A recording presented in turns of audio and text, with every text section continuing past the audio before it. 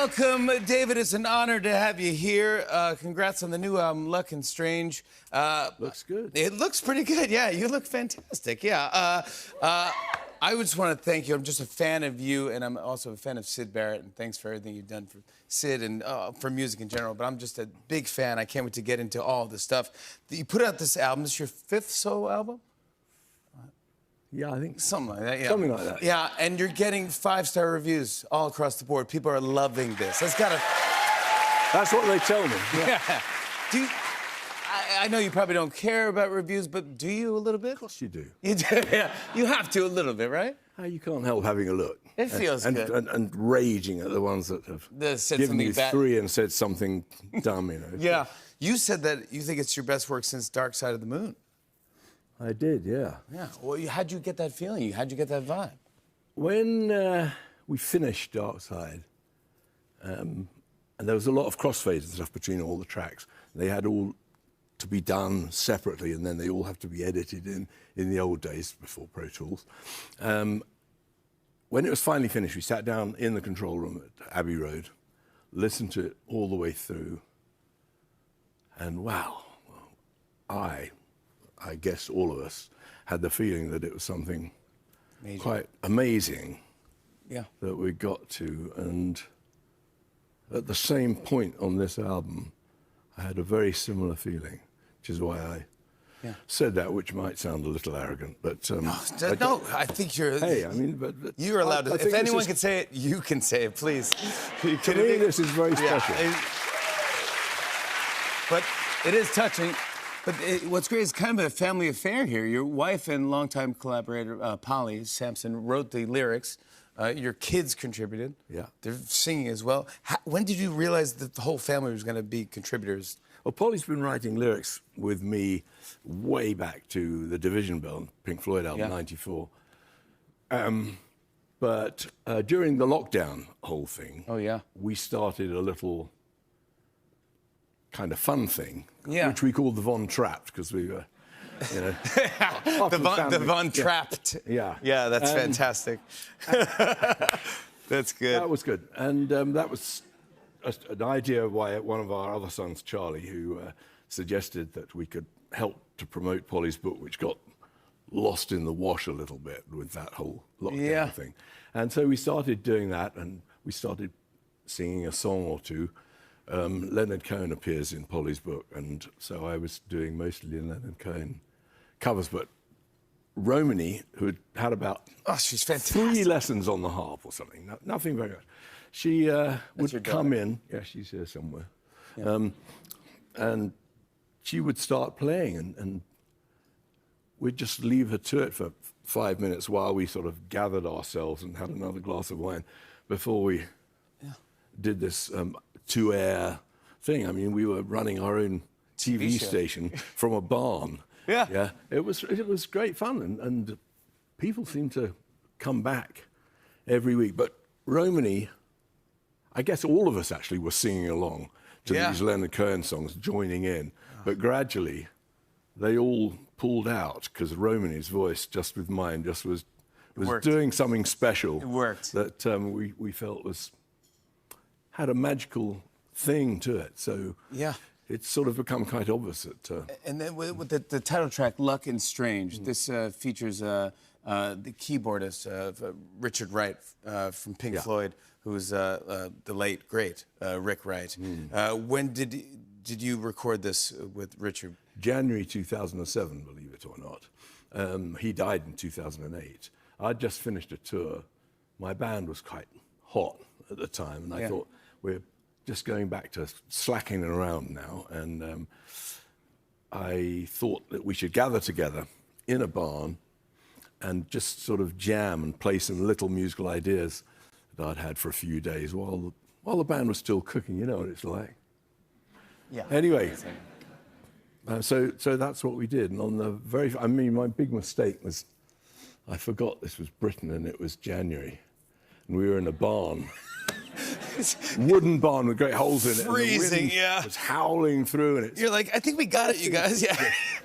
I think we got it this take. Anyway, the first morning, the Monday morning, we got in there, and I just had this little guitar riff thing, and I just started playing it, and people picked up, joined in, and we just jammed away on it for about 15 minutes. Yeah. And that's it. I mean, that is the recording that's on there, which wasn't rehearsed. It completely. Then, obviously, with the wonderful technology we have these days, I could cut chunks out and create a bridge, create a chorus, and add those into the song. Is it easier now, or is it just as difficult as it was when you come up with? I mean, Pink Floyd. I mean, you go, you're playing stuff that's next level stuff, but you're cutting tape, and now it's digital, and you can go like, well, I can add that. Wait, hold on. You know, Romany just did a great, heart. I love the technology, Pro Tools, things like that. It's fun. It's a lifesaver. You knocked it out of the park with this one, with Luckin Strange. Congrats. Your career has been, gosh, over 60 years, and there's a lot of rumors. Sorry. That's what I heard. There's a lot of folklore, there's a lot of rumors out there about David Gilmour, and I was just wondering maybe if I can go over a couple of them, and you could tell me if they're true or not. We'll give it a whirl. Yeah. The song "Wish You Were Here" helped you quit smoking after you heard yourself coughing in the background of the song. I think like 26 seconds into it, you hear coughing, and that's you, and you quit smoking. Well, when I was... Let me digress a tiny bit. Yeah. When I was about 14, my dad said to me, son, if you get to 17, which is the legal age for driving in the UK, he said, and you're not smoking, I'll teach you to drive the car, and you can use it sometimes. I said, deal. Yeah. So 3 years went by. I got to 17. I went to my dad. I said, Dad, I'm 17. I still don't smoke. He said, yeah. And I said, car, lessons, driving? You remember? And he said, no. I don't know what you're talking about. No way. He didn't remember the deal? Didn't remember the way. And you might think that would send me immediately off to buy a pack. Yeah. But it didn't. I never smoked. You never smoked? No. I mean, no. I've said before that I've never really smoked. Mind you, when the internet comes along, yes, you find that, because I told all my kids that's what had happened, and I'd cut them the same deal. Yeah. And I'd honour it. Yeah. So cut to the internet. Yeah, so cut to the internet, sorry. And one of my kids came up to me years later and had a picture of me, I think it was at a Nebworth concert, standing with Paul McCartney, and I had a great big joint in my hand. He said, Dad, you say you didn't smoke. What is that? Yeah. And you go, went, well, just take the car. Just take the car. Yeah, just take the car and go. Just don't tell anyone. Yeah. Okay, how about this? Before you were a famous musician, you were a model. Well, that was my life's course, but I failed, I had to go for second best and be a musician. Yeah. Yeah, you went for second, but did you model? Yeah. I mean, you did. People would offer you money. I was working as a van driver at that moment in time. And my wages as a van driver were £7 a week. Yeah. No, you won't. I'm lying. That was what I got when I first joined Pink Floyd. No, it's £15 a week. True story. But, I was getting £15 a week for driving a van 8 hours a day. Yeah. And one day of modelling, and you get £50. So it's like... Hello. Do the math. I mean, come on. Let's go. I don't want to drive this van. I mean, these jobs didn't come flying along all the time. You had this stud driving a van around England, and you go, hey, come on. That's what I'm talking about. Come on. You got to take the money. Well, this is the money. It was a way of, building up my resources to buy a new guitar or something that I actually needed. Good for you. How about this? The Pink Floyd album Dark Side of the Moon was written to synchronize with the movie Wizard of Oz. Well, of course it was. Okay, there you go. You actually... No. It's... We listened to it, Polly and I, years ago. But there was no planning that out. There's no way. No. No. I mean, I only heard about it years later. Have you ever tried Someone said, you put the needle on, this is vinyl, you know. Yes. And on the third, and you know, you've got the film running somehow, and on the third roar of the MGM line, yes, you put the needle on for the beginning of Dark Side, and there's these strange synchronicities that happen. That have you ever tried it? Yeah. Well, now people have done the donkey work, the chore work, and added it. It's on the internet. On YouTube. You can watch bits. It's kind of amazing. And there are these strange coincidences. I'll call them coincidences. So maybe if you play this while you watch the movie Wicked. Yeah.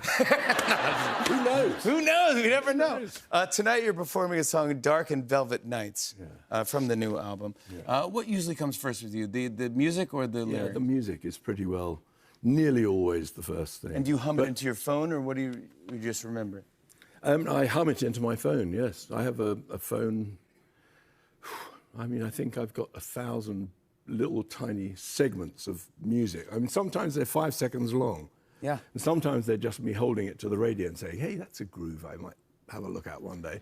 But yeah, eventually you listen through and throw 95% of them away and think, oh, well, that one's maybe got a tiny bit of And so how'd you get the lyrics for that? This one, Dark and Velvet Nights, yes, actually, I can't say which came first. Actually, I think the words did come first, but they weren't for that song. They were a poem that Polly wrote for me for our wedding anniversary, either last year or the year before. We're not 100% certain. Either our 29th or our 28th wedding anniversary. We've just had our 30th. Congratulations. How cool. She's cool. She's unbelievable. The best. But so she wrote you a poem, and you go... She wrote me a poem, and I came up with this little groove for this track, and was sort of working on it, doing everything myself on, you know, you put the bass drum and say, boring, sorry. No, I like on the line, on a grid, you know, and then you play some stuff over it.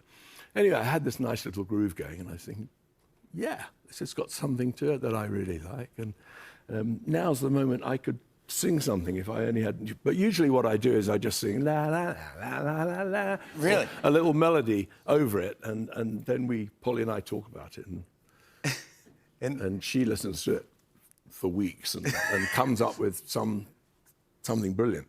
On this occasion, I was sitting there, and on a piece of paper next to me was this poem that she had written to me, and I was sort of picking up the paper, looking at that scansion. Sounds like it might be about right, so... It just all worked out. So I just sang her poem to this track, and that is pretty much how it came out. A little bit of adjusting later on, but that's the magic of writing music right there. Yeah. That's the coolest.